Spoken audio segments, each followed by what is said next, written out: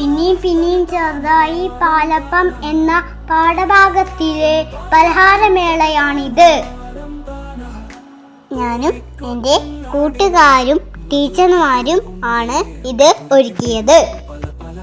വ്യത്യസ്തമായ രുചികൾ പരിചയപ്പെടാനും ചേരുവകൾ മനസ്സിലാക്കാനും ഇത് ഉപകാരപ്പെട്ടു. ഈ പ്രവൃത്തിക്ക് ഞങ്ങളുടെ അച്ഛനമ്മമാരും നന്നായി സഹായിച്ചു. ഗീത ടീച്ചർ ഉദ്ഘാടനം ചെയ്തതോടെ പലതരം പലഹാരങ്ങൾ നിറയുകയും അതു രുചിയോടെ കഴിക്കാനും സാധിച്ചു.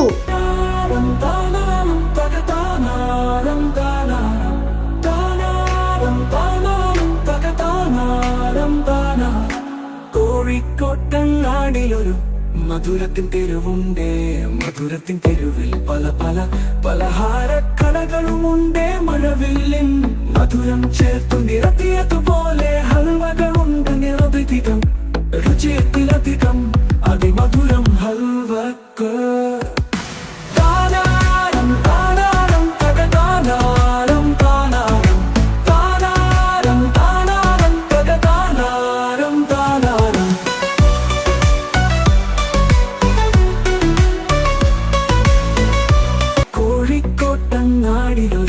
മധുരത്തിൻ തെരുവുണ്ടേ, മധുരത്തിൻ തെരുവിൽ പല പല പലഹാരക്കടകളുമുണ്ടേ. മഴവില്ലിൻ മധുരം ചേർത്തു നിരത്തിയതുപോലെ ഹൽവകളുണ്ട് നിരവധികം, രുചിയത്തിലധികം